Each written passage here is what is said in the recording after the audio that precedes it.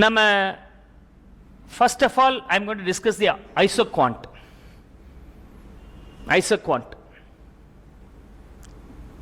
Okay, ஏற்கனவே நம்ம இதை பார்த்துருக்குறோம். கஸ்டமர்ஸோட satisfaction in a level will be same அப்படின்னு சொல்லிட்டு அதுவும் இதுவும் more or less same. Consumer பிஹேவியரில் பார்த்த சாப்டரும் இதுவும் நீங்கள் லிங்க் பண்ணிட்டீங்கன்னா கிளியராக இருக்கும். அதில் பட்ஜெட் லைன்னு பார்த்தீங்க, that budget line here named as isocost lines.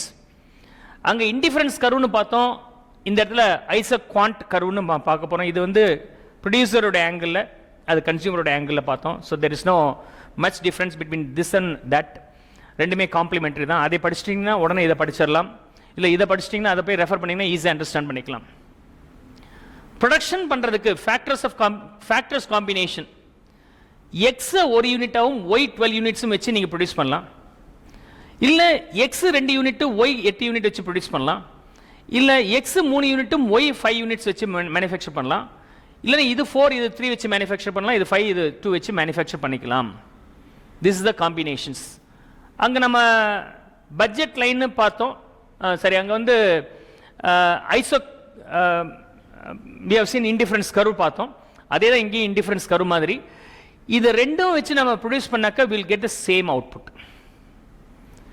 இது 1 இது 12 வச்சா என்ன அவுட்புட் கிடைக்குதோ அதே அவுட்புட் தான் இது 2 இது 8 வச்சு ப்ரொடியூஸ் பண்ணாலும் கிடைக்கும். இது 3 இது 5 வச்சு பண்ணாலும் அதான் கிடைக்கும். Marginal rate of technical substitute or factor substitute, நீங்க ஒரு யூனிட் எக்ஸ் எக்ஸ்ட்ரா யூஸ் பண்றதுனால ஒய் ஓட consumption decreases by 4. Marginal rate of substitute. அங்க நம்ம மார்ஜினல் ரேட் ஆஃப் சப்ஸ்டிடியூட்னு பார்த்தோம் indifference கர்வ்ல.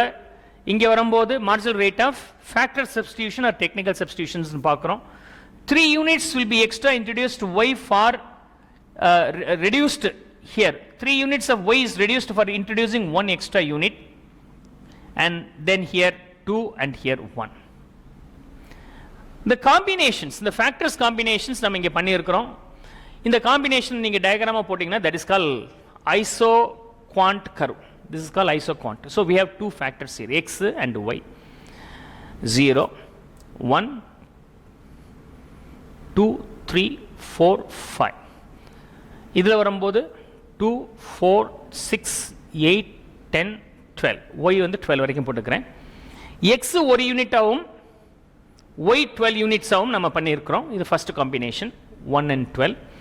Second combination x 2, y வந்து 8 here, and 3 and 5 here, and 4 and 3 will be here, 5 and 2 will be here. Okay, this will be a curve here. Now we can draw this as isoquant. அப்படின்னா அர்த்தம், இந்த டாட்ல நீங்க எந்த பாயிண்ட்ல நீங்க mix பண்ணாலும், factors mix பண்ணாலும் the output what will you be getting is same. இங்கே மிக்ஸ் பண்ணாலும் சரி, இங்கே மிக்ஸ் பண்ணாலும் சரி, இங்கே மிக்ஸ் எந்த பாயிண்ட்ல இருந்தாலும் the output will be the same. Isoquant curve. Okay, isoquant. அதே மாதிரி நீங்க ரைஸ் பண்ணலாம். இது இது இதுன்னு கர்வ் பண்ணிக்கலாம். இது ஐசோகுவான்ட் கர்வ் 1, ஐசோகுவான்ட் கர்வ் 2, ஐசோகுவான்ட் ஆர் ஐசோகுவான்ட் 3 அப்படின்னு வச்சுக்கலாம். இந்த காம்பினேஷன் வந்து gives more output than this. This combination gives more output than this and lesser than that. எப்படி நம்ம indifference curve satisfaction level base பண்ணி பார்த்தோமோ அதே மாதிரி தான் இங்கே குவான்டிட்டி அவுட்புட்டை பேஸ் பண்ணி பார்க்குறோம். இது ஃபர்ஸ்ட் ப்ரொடியூசரோட ஆங்கிள். ஐசோகாஸ்ட் லைன் அப்படிங்கிறது similar to the budget line. உங்கள்கிட்ட இருக்கிற பட்ஜெட் வச்சு நீங்க எக்ஸ் அண்ட் ஒய் வாங்குறது, your purchasing either X or Y, maybe 200 rupees. அதில் பார்க்கும்போது நீங்க ஆரஞ்ச் அண்ட் ஆப்பிள்னு பார்த்தீங்க. Go and refer that. Consumer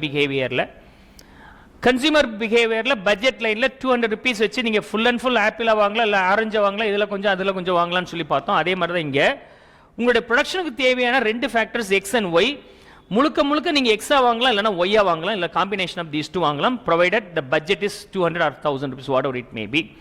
Within that, if you do, this will be straight slow board இருக்கக்கூடிய லைனாக இருக்க முடியும். இது 200 rupees இருக்கலாம், இது 400 rupees இருக்கலாம், இதில் 100 rupees இருக்கலாம். This is called isocost curve. உங்களுடைய பட்ஜெட் என்ன? 200. 200ல முழுக்க முழுக்க எக்ஸா வாங்கலாம், இல்லை ஒய்யா வாங்கலாம், காம்பினேஷன் ஆஃப் தீஸ் வாங்கலாம். 300 இருக்கலாம், இது 150 இருக்கலாம். This is the case. Iso cost line. அங்க நம்ம கன்சியூமர் ஈக்குலிபிரியம் பார்த்த மாதிரி இங்க ப்ரொடியூசர்ஸ் ஈக்குலிபிரியம் பார்க்க போறோம், which is nothing but summation of these two. இது ரெண்டையும் நம்ம கிளப் பண்ணிட்டோம்னா நமக்கு ப்ரொடியூசர்ஸ் ஈக்குலிபிரியம் நமக்கு கிடைச்சிடும். So we will be getting the producers equilibrium. Okay. So இவருடைய காஸ்ட் பார்த்தீங்கன்னா his cost could be either this budget or this budget or this budget. ISO cost. அவருடைய ப்ரொடக்ஷன் கர்வ் இதுக்குள்ள நீங்க fit பண்ணீங்கன்னா assume that the curve is this way. The curve is this way. Okay. So அப்போ கருவையும் இது வந்து iso quant, இது iso cost. Iso cost 1, iso cost 2, iso cost 3. உங்களோட budget என்ன? Suppose he asks for this one அப்படின்னு சொன்னாக்கா he wants to produce this one. ஐக்யூவும் அதே சமயத்தில் ஐசியும் எந்த பாயிண்ட்ல டேஞ்சண்டா இல்லை இன்டர்செக்ட் பண்ணதோ அந்த பாயிண்ட்ல தான் அவங்க ப்ரொடியூஸ் பண்ணணும். ப்ராபப்ளி இது எக்ஸ் இது ஒய்னு வச்சுக்கிட்டோம்னா he has to manufacture this number of quantities, which is the equilibrium point. Producers equilibrium. அங்க consumers equilibrium பார்த்தா இங்க வந்து producers equilibrium நம்ம பார்க்கிறோம். So there is no much difference between this one and the other one. Okay.